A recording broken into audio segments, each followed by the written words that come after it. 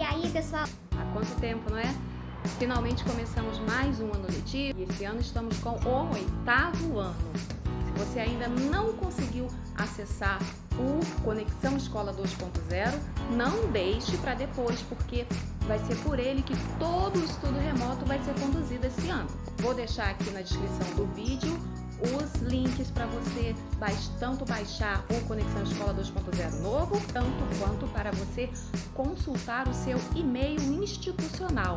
É só por ele que você vai conseguir acessar o aplicativo, que agora é uma porta de entrada para o Google Sala de Aula. Agora nós vamos para as orientações para o PET volume 1, semana 1 e semana 1 complementar. Porque como agora o PET vale só uma parte da sua carga horária, a outra parte tem que ser complementada com atividades complementares.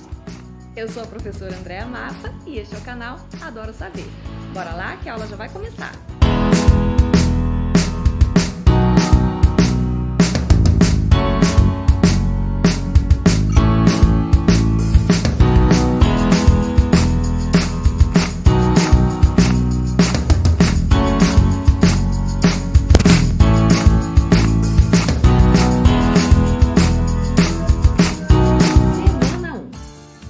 Práticas de leitura, leitura. Objeto de conhecimento, estratégia de leitura. Identificação de teses e argumentos, apreciação e réplica. Habilidades. Identificar e avaliar teses, opiniões, posicionamentos explícitos e argumentos em textos argumentativos. Carta do leitor, comentário, artigo de opinião, resenha crítica, etc. Manifestando concordância ou discordância. Conteúdos relacionados, teses e opiniões em textos argumentativos, resenha crítica e comentário. Concordância ou discordância dos posicionamentos explícitos e argumentos. Leitura de carta de leitor, leitura de artigo de opinião, leitura de resenha crítica. Tema: resenha crítica. Prezado estudante, nesta semana você vai relembrar alguns aspectos do gênero resenha crítica, encontrando a opinião do resenhista sobre um produto cultural. Além disso, espera-se que, após identificar argumentos do texto, você se posicione de maneira embasada. Recapitulando, a resenha é um gênero discursivo que combina a apresentação resumida das características essenciais de uma obra, filme, livro, peça de teatro, etc., com comentários e avaliações críticas sobre a sua qualidade. Os resenhistas, além de caracterizar sucintamente a obra analisada, apresentam uma série de juízos de valor que procuram oferecer ao leitor uma avaliação mais geral da qualidade e da validade desta obra.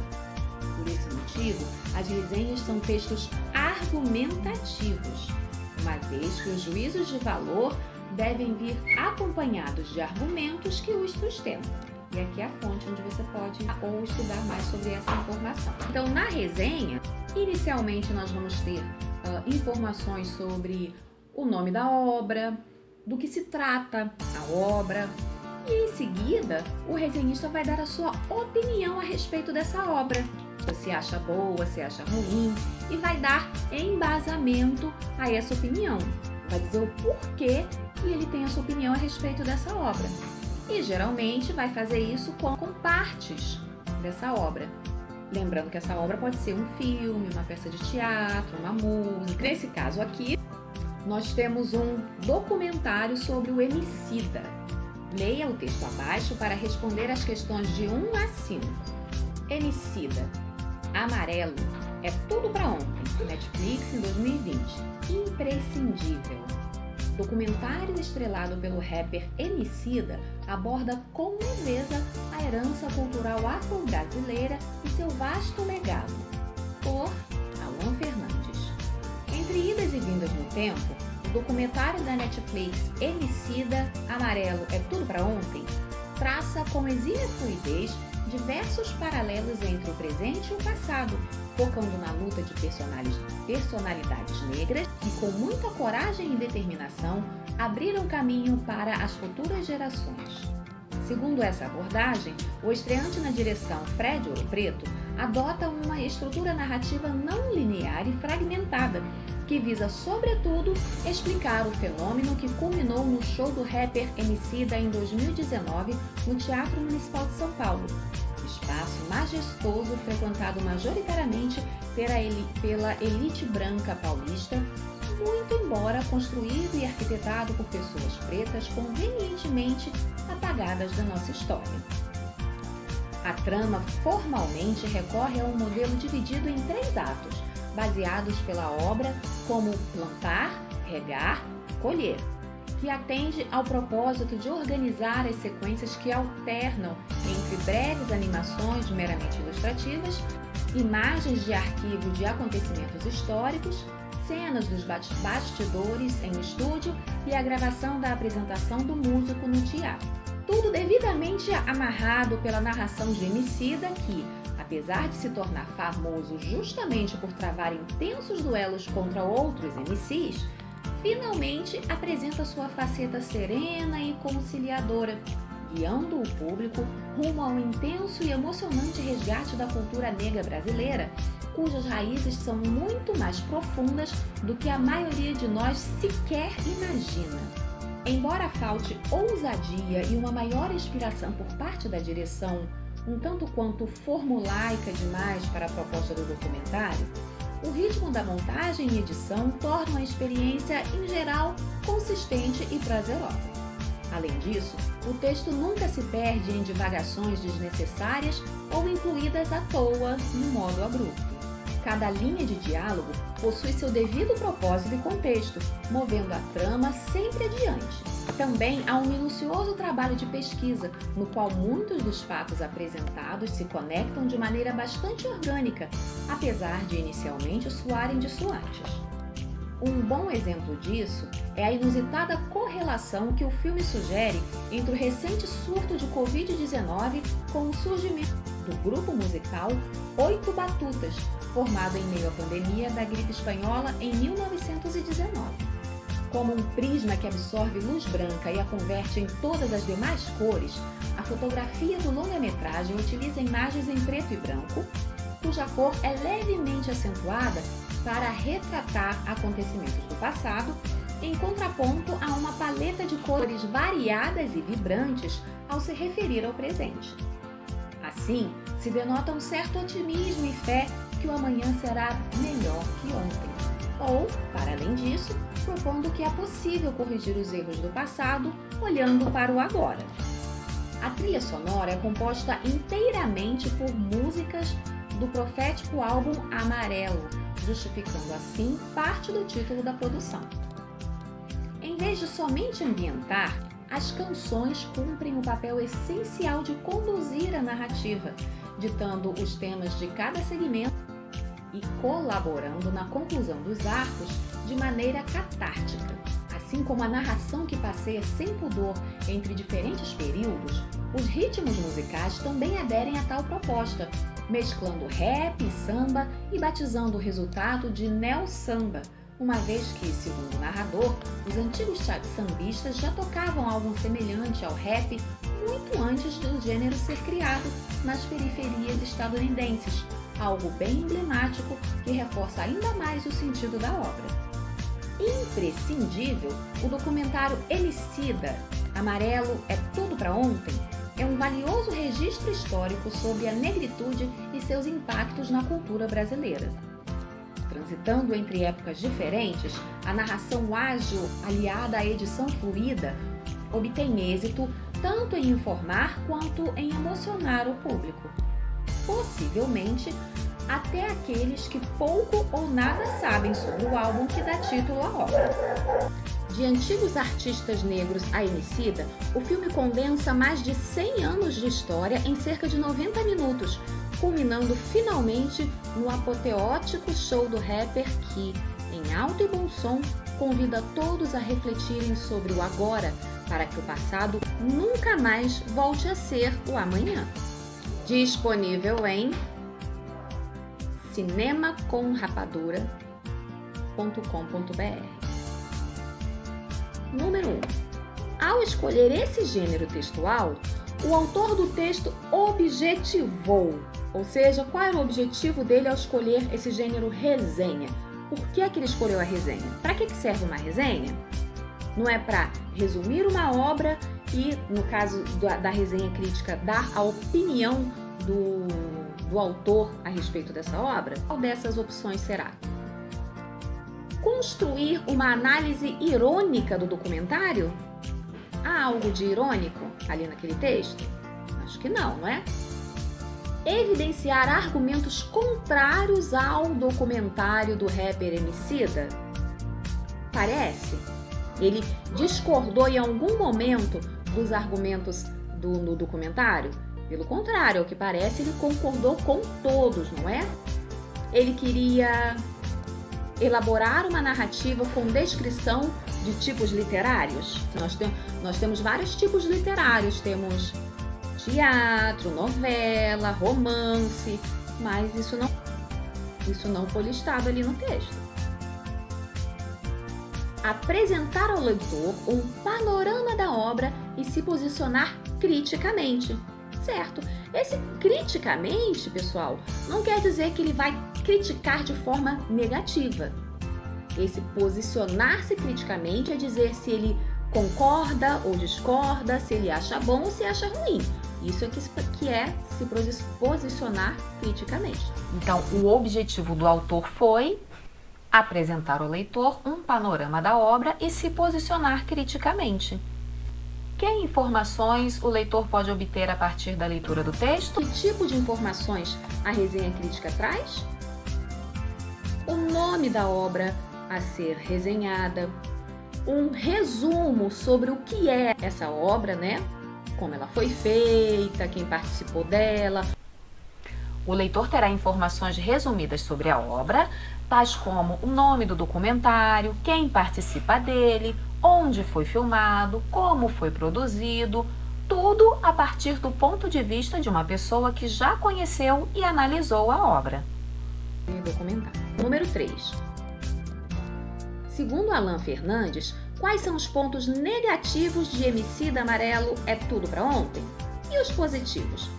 Então, um ponto negativo é que falta de ousadia e uma maior inspiração por parte da direção, que foi um tanto formulaica demais para a proposta do documentário. E tem muito mais pontos positivos. Olha, o texto nunca se perde em divagações desnecessárias, cada linha de diálogo tem seu propósito no contexto, também é um minucioso trabalho de pesquisa. Logo no primeiro parágrafo, já temos aqui, ó, o documentário traça com exímia fluidez diversos paralelos entre o presente e o passado. Então tem muito mais pontos positivos do que negativos. Pontos negativos: falta de ousadia e de inspiração por parte da direção. Pontos positivos: foca na luta de personalidades negras, há um minucioso trabalho de pesquisa, o ritmo da montagem e edição tornam a experiência consistente e prazerosa, o texto nunca se perde em divagações desnecessárias ou incluídas à toa de modo abrupto. Você pode ter encontrado outros pontos positivos, porque, como eu disse, ele indica esse documentário, diz que ele é imprescindível, então tem muito mais pontos positivos do que negativos nessa resenha crítica. Número 4. Em várias passagens do texto, a opinião do autor é sugerida pelo uso que faz de palavras e expressões. Transcreva pelo menos um trecho. Qual a importância para os leitores da opinião pessoal do autor em um trecho como esse? Que tipo de palavras o autor usou para se referir ao documentário? Nós vimos na questão anterior que foram mais comentários positivos do que negativos, não é? Então, se ele gostou do documentário, recomenda, acha que é um bom documentário, que tipo de palavras ele vai usar para se referir a ele? Ele usa adjetivos para passar para o público a opinião dele a respeito do documentário. Ele usou o adjetivo exímia fluidez, uma fluidez perfeita entre o presente e o passado, guiando o público a um intenso e emocionante resgate da cultura negra brasileira. Uma experiência, em geral, consistente e prazerosa. Então ele usou adjetivos para reforçar a opinião dele de que se trata de uma boa obra, de um bom documentário. O trecho que eu escolhi é esse aqui. Emicida, amarelo é tudo pra ontem, traça com exímia fluidez diversos paralelos entre o presente e o passado. E qual a importância da opinião do autor para os leitores? A opinião do autor é importante para que o leitor avalie se vale ou não a pena conhecer a obra. É para isso que uma pessoa lê uma resenha crítica, para saber se a obra é boa ou não, para ela ir lá conferir. Como pode ser interpretado o título desse texto? Esse título se inicia com o nome do documentário. Emicida, amarelo é tudo pra ontem. Depois vem distribuidora, cinematográfica desse documentário e diz que é imprescindível, é uma obra que você não pode deixar de acompanhar. E esse amarelo aqui, você percebeu que é uma junção de amar com elo? Olha aqui, documentário estrelado pelo rapper Emicida aborda com leveza a herança cultural afro-brasileira e o seu vasto legado. Então esse amarelo pode estar remetendo à ideia de amar o elo entre o presente e o passado. Aqui é tudo para ontem, também remetendo ao passado, e imprescindível quer dizer que você não pode deixar de conferir essa obra. O título do texto é o mesmo do último álbum do cantor, como falou ali no finalzinho do texto. Seu nome, Amarelo é tudo para ontem, sugere que devemos amar o elo entre o presente e o passado para valorizarmos nossa rica herança cultural afro-brasileira. Essa é uma interpretação possível. Se você tiver outra, coloque aqui nos comentários e vamos discutir essa interpretação. Aqui já se inicia a semana 2, então vamos dar uma pausa no PET e partir para as atividades complementares.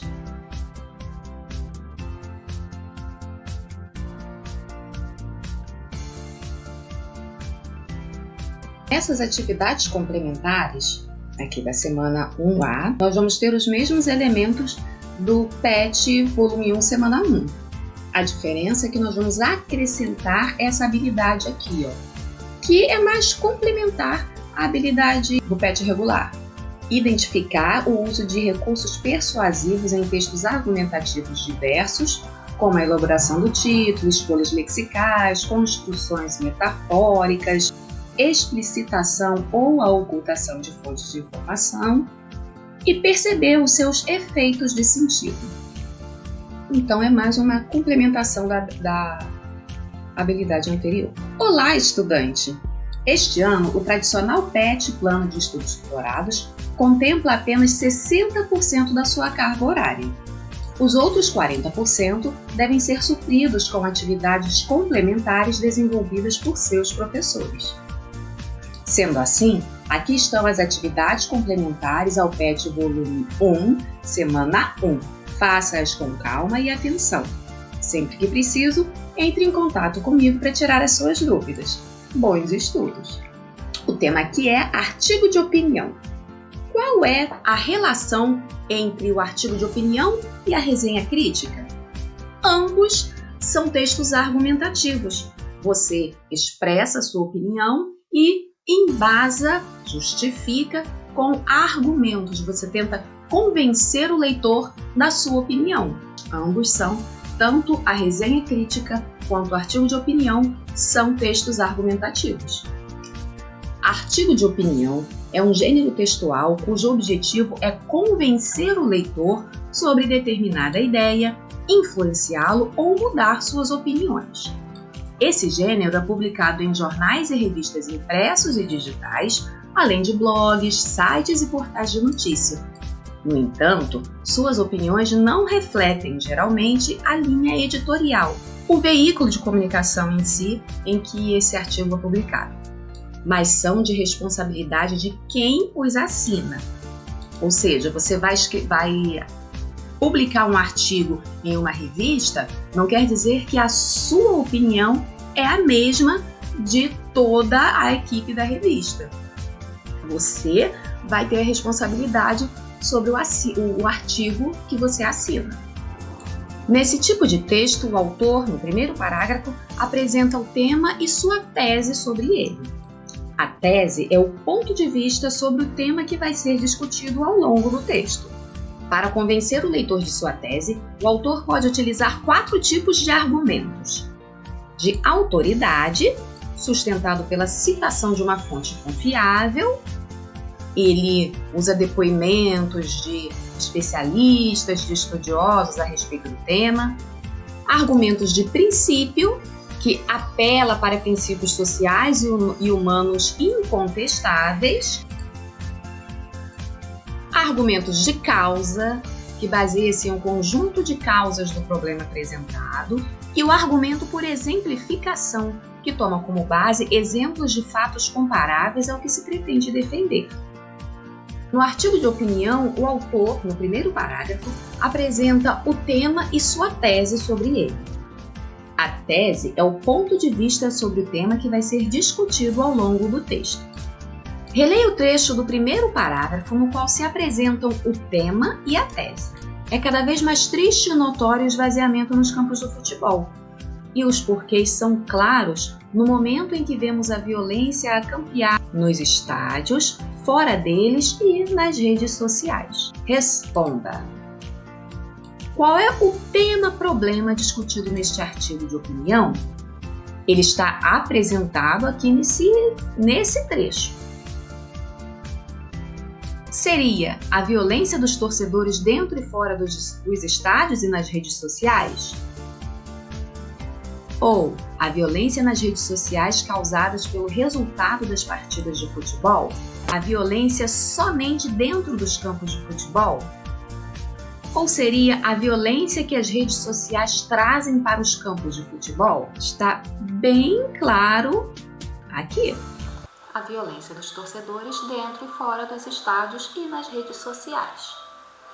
Letra B. Qual é a tese defendida pelo autor? A violência dos torcedores tem atraído mais público aos estádios de futebol. É isso que está dizendo ali? Ou a violência nas redes sociais reflete nos resultados das partidas de futebol? É isso? A violência que está acontecendo nas redes sociais interfere nos resultados das partidas? Ou a violência de torcedores tem esvaziado os estádios em jogos? É isso mesmo? É cada vez mais notório e triste o esvaziamento dos campos de futebol. Ou será que a violência de torcedores não influencia na quantidade de público nos estádios em dias de jogos? Será? A violência de torcedores tem esvaziado os estádios em dias de jogos. Essa aqui é uma resposta pessoal. Então, você vai selecionar aqui qual é a tese defendida pelo autor e vai dizer se você concorda ou não com essa tese. Vai dizer sim ou não e por quê. O mais importante não é só a sua opinião, é você saber justificar a sua opinião. Por isso que tem sempre um explique. Letra C. Quais os adjetivos o autor utiliza para fazer uma avaliação apreciativa das consequências desse problema? Por que ele usa essas palavras? É aquela classe de palavras que caracteriza seres e coisas em geral, que dá uma qualidade, resumidamente. Nesse trecho aqui, para defender a tese dele, ele usa os adjetivos vazio e violento para descrever os jogos de futebol, ou notório e triste para enfatizar ou conferir relevância à tese que ele defende. Notório e triste o esvaziamento dos campos de futebol. Ou ele usa momento e violência para dizer quando e o que acontece nos estádios de futebol. Primeiramente, momento e violência são adjetivos? São características? Acho que não, né? Ou estádios e redes sociais para dizer onde ocorre a violência. Mais uma vez, estádios e redes sociais são adjetivos? Notório e triste para enfatizar ou conferir relevância à tese que ele defende. Número 2.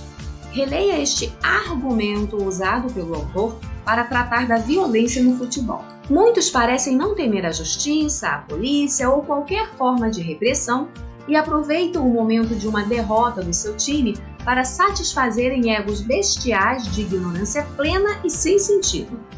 É triste ver torcedores transformarem as imediações dos estádios em campos de batalhas, em guerras travadas, às vezes, até entre membros de uma mesma cor clubista. Letra A. Que metáfora é usada pelo autor para descrever a violência nas imediações do estádio? Metáfora, você lembra que é uma linguagem figurada, quando você transfere características de um elemento para outro, assim, fazendo um tipo de comparação entre esses dois elementos. Então, e nesse trecho aqui, qual é a linguagem figurada que ele usa? Qual é a expressão que não está representada ali ao pé da letra, em que o sentido das palavras não estão no estado de dicionário, mas sim numa linguagem figurada? A metáfora é campos de batalhas em guerras travadas, para tratar da violência nas imediações dos estádios. Segundo o autor, por que os torcedores agem dessa forma? Eles aproveitam o momento de uma derrota de seu time para satisfazerem egos bestiais de ignorância plena e sem sentido. Segundo o autor, já são pessoas violentas que estão doidos para praticar algum tipo de violência e aproveitam o momento de derrota do seu time para justificar esses atos, como diz aqui, de ignorância plena e sem sentido. Eles utilizam a derrota de seu time como pretexto para satisfazer os seus egos. Número 3. De acordo com o autor, há pessoas que têm outra tese em relação ao problema da qual ele discorda.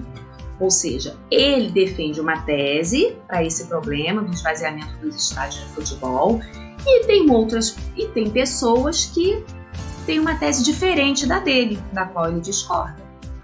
Letra A. Qual seria essa tese? Aí nós já vamos voltar aqui no texto. Qual é a tese dele? O esvaziamento dos campos de futebol se dão por causa da violência dentro e fora dos campos de futebol, né? Nos arredores. Olha aqui, o pior de tudo é que há mentes que atribuem o esvaziamento dos campos de futebol à proibição de bebida alcoólica no interior das arenas. Essa é a outra tese da qual ele discorda. De que o esvaziamento dos estádios ocorre pela proibição da venda de bebidas alcoólicas no recinto. Letra B. Você concorda ou discorda dessa tese? Explique. Novamente, é uma resposta pessoal e o mais importante é você saber justificar a sua opinião. Você vai dizer se concorda ou não com essa tese e explicar o porquê. Número 4. Que futuro o autor vislumbra para a participação dos torcedores em partidas de futebol? O que você acha disso? Explique. Do jeito que a coisa vai, poucas serão as pessoas sérias que participarão deste belo teatro do futebol diante dos horrores da agressão, da destruição sem piedade. Ele prevê que vai acontecer no futuro. Com a crescente violência entre os torcedores nos estádios e imediações, poucas pessoas sérias frequentarão os jogos de seus times. O que você acha disso? Dessa afirmação aqui? Você concorda ou discorda e por quê? Número 5. Na conclusão do texto, o autor usa como recurso a realização de perguntas. Responda. Alguma pergunta remete à solução do problema? Explique. Qual é mesmo o problema? O esvaziamento dos estádios de futebol por conta da violência, não é? Então aqui no final, na conclusão, ele encerra com perguntas. Como um jogador virá para um estádio onde atletas podem ser agredidos de forma vil e traiçoeira a qualquer momento? Para onde vai o nosso futebol? Quem vai pagar pelo esvaziamento? Essas perguntas procuram resolver o problema? Não. O autor só as apresenta como uma forma de reflexão para levar o leitor a refletir sobre esse problema. Não.